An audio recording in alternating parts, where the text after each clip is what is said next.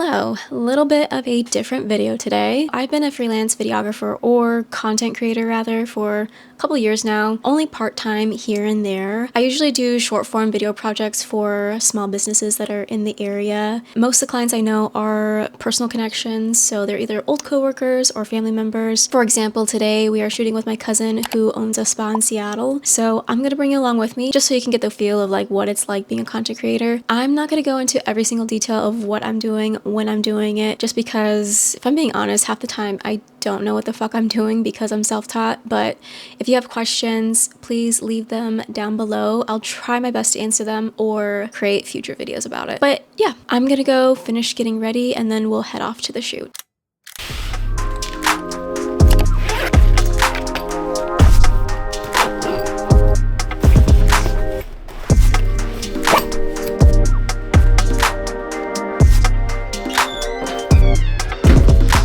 I'm here a little bit early, so we're gonna kill some time and walk around the city a little bit. I think we're gonna maybe go to the farmer's market and then we're gonna go to the shop to create the content.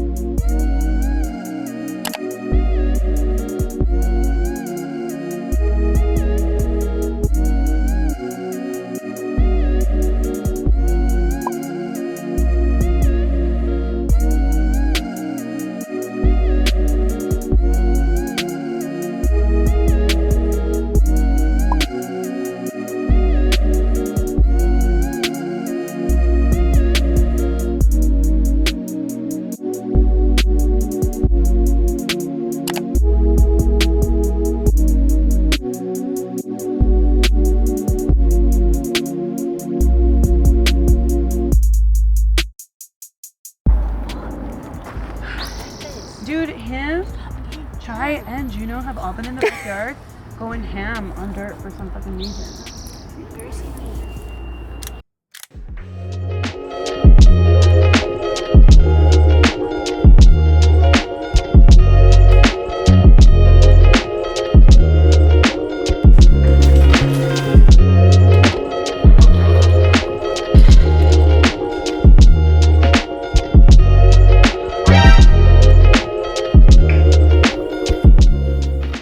So it's a different day, if you can't tell.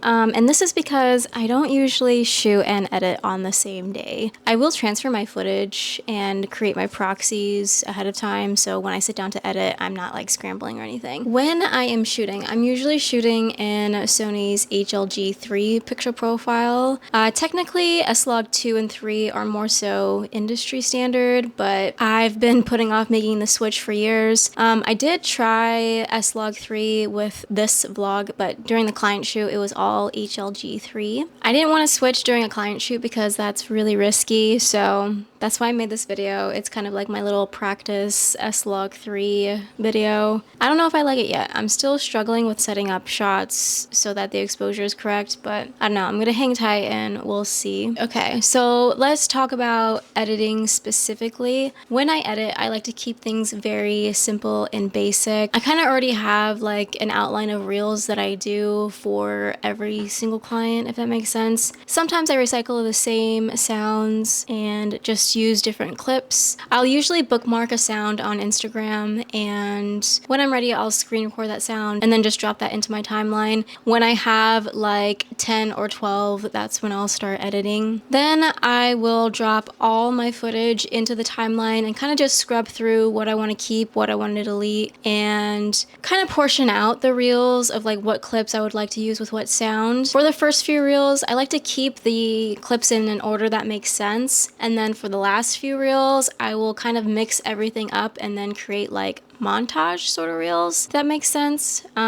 This workflow is just a little bit easier for me, and it doesn't take a lot of like creative brain work or power for me. I can just kind of like piece everything together. So that part pretty much is the rough cut, and then I'll kind of refine things, cut the clips to the beat, transitions, whatnot, and then we're on to color grading. For this vlog in particular, I'm trying Cineprint 35. I might try it on these reels today too. Before Cineprint 35, I've never used any power grades before. I kind of just played around with DaVinci Resolve and did it myself and made my own sort of little grades and copy and pasted them. Now I have Cineprint 35 and it's a lot easier, but I will say for some reason I'm having an easier time with HLG3 with Cineprint 35 than I am with S-Log, and I don't know why that is, but I don't know. Well, I'm gonna figure it out, okay? I really like the colors. They are exactly what I'm looking for in daylight. I'm not sure about low light performance yet. We'll see when I edit these low light clips for AIM. Yeah, I don't know. I'm babbling, so let's get into this edit.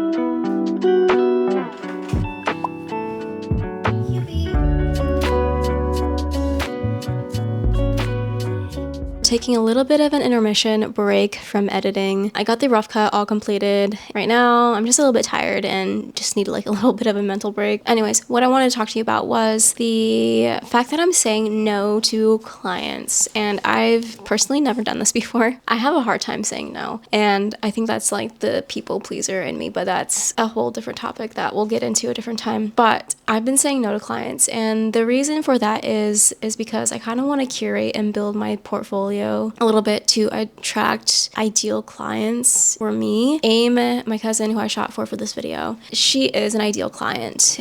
She gives me creative freedom, she pays me really well, her personal style and just the overall decor choice of her shop really matches my aesthetic and is something that I'm proud of to put in a portfolio. And I want to curate my clients and attract more clients like her specifically. It doesn't have to be spa work, but I don't know, I want to attract a certain style, and I even want to start maybe doing brand work too, which is something I've never done before. I think it'd be cool to branch into clothing or more editorial sort of video work. I'm still building my skill set on that, so I'm not really ready for clients for that, but it's something that I want to work towards. I absolutely could be a workhorse and I could, you know, keep taking every single project, but a lot of these projects that are coming my way aren't very inspiring to me and not something I want to be known for. I want to say I admire people that are able to take on every single project that comes their way. I know like how much hard work that takes. That path is just not for me. I don't want to seem like I'm downplaying that type of work because that is hard work and only certain people can do it. I just think that that's not for me. I have like this creative like inner battle that when I'm bogged down with projects like that, I can't focus on my own personal projects that I want to do and it burns me out like creatively. With that being said, I also want to focus on making content for me again. It's been a while since I've made content for me. I've been posting a little bit more on this channel, which I'm really proud of. I don't know if you guys know, but I used to have a vlog channel and it was called Gooby and the Vlog. And this channel is over 7 years old. There's only 12 episodes, but I grew it to about 20,000 subscribers. And then my vlogs got anywhere from 10 to 60,000 views of vlog. And even though I wasn't having the best time mentally in that era, if you know, you know, but I miss creating content for myself like that again and just creating like highlights for myself again. I think now I'm in a way better mental space and I just feel so much better about myself creatively. I kind of want to go back to vlogging like that again. So yeah, that's another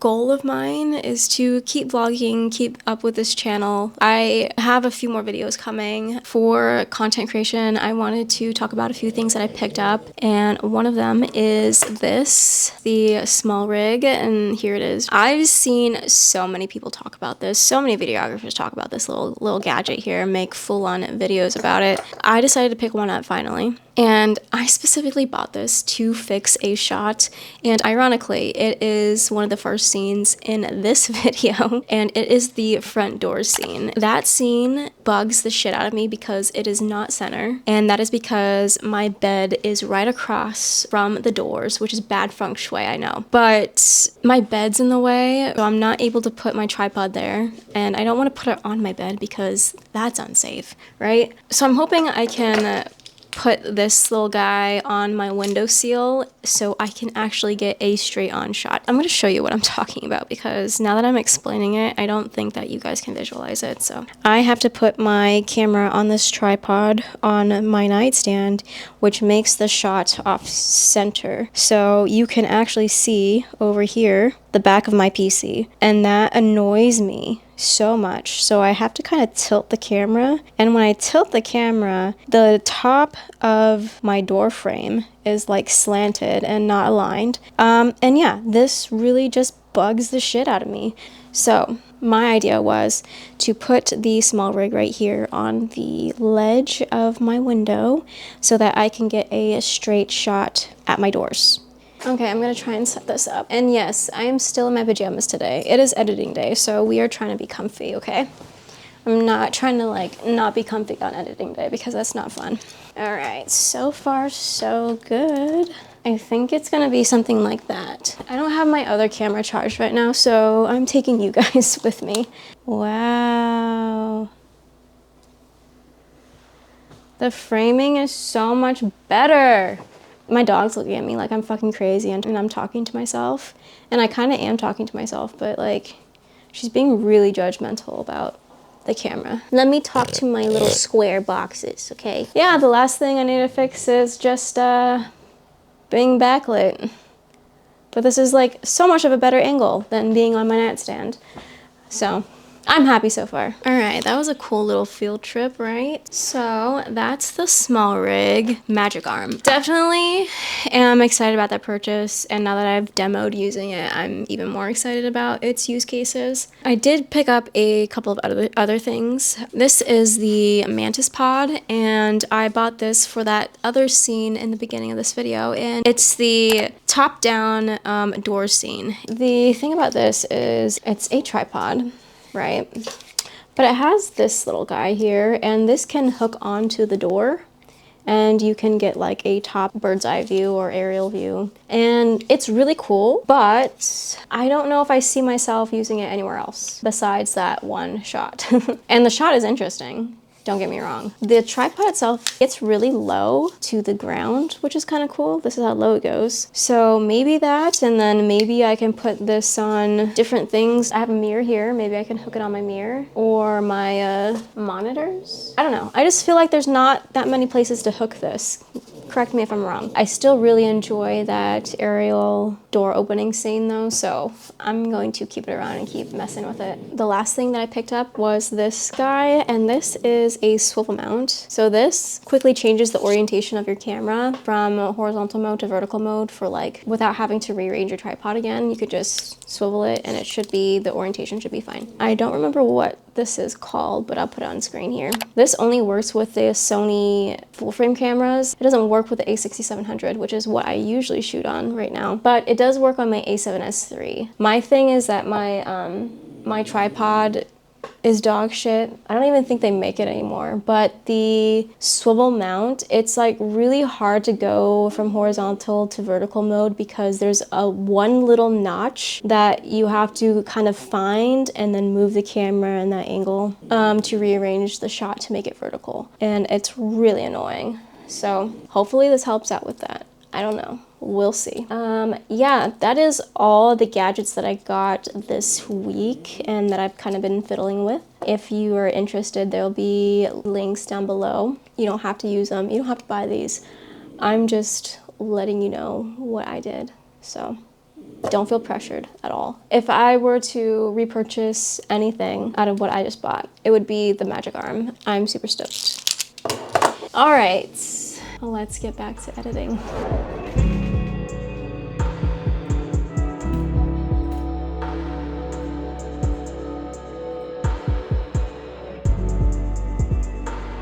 Okay, it's nighttime and I just plowed through these edits. Here's what some of them look like. I've already sent them off to her and she said that she loved them, so I feel accomplished. Definitely hit up AIM if you or a friend is looking for an esthetician in Seattle. Her handle is adamore.artistry. If you want to see more from me, I also have an Instagram. It is @flowers. It's spelled FVLWRS. It's getting late. I'm gonna go make dinner with my mans and hopefully I'll see you next week. We are back to 35mm film content. So if you're excited about that kind of content, that's what's coming next week. All right, bye.